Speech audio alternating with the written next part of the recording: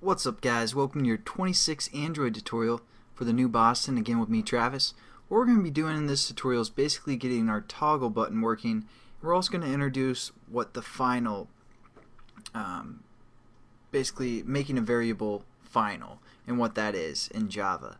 So what we're going to do is we're going to have this toggle button and we're going to set up a on-click listener, because it's kind of a good review because we've done this in the past as well, and you guys will get familiar with this because it is kind of confusing the first time you see it. But again, we defined all of our variables up here in the reference to the XML.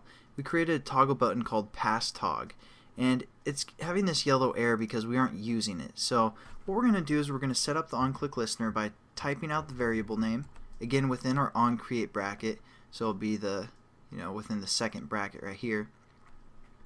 And so we're going to say passTog, and then we can set the onClick listener by hitting dot set onClick listener.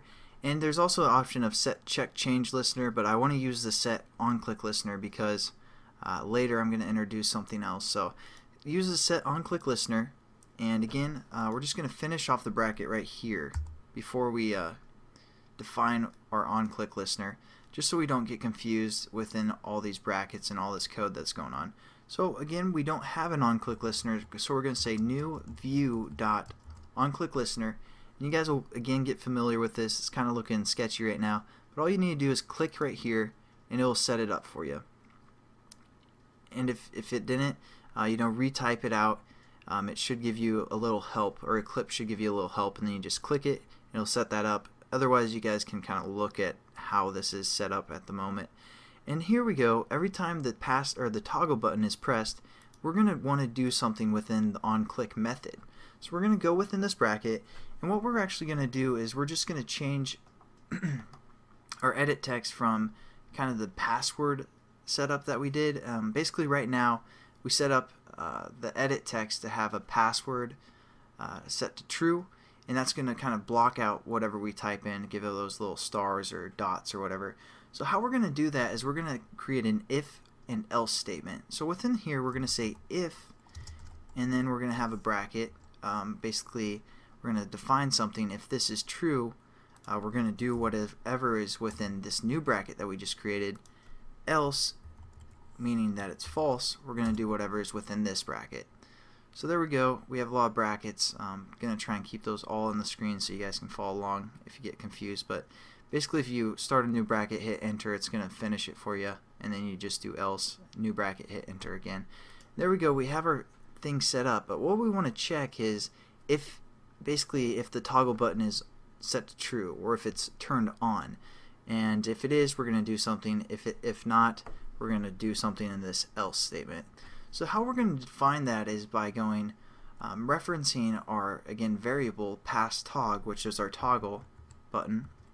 So passTog, and we can hit period and use a method called isChecked. And it's a Boolean, basically meaning true or false statement. Those are the only two options. So if it is checked, it's going to be true. If it's false, it's not true. So if it's not checked, then it's false. Now what we're getting is a error over our passTog because we're using it within like a sub bracket, or basically a sub bracket, you guys can think of it, and or sub method.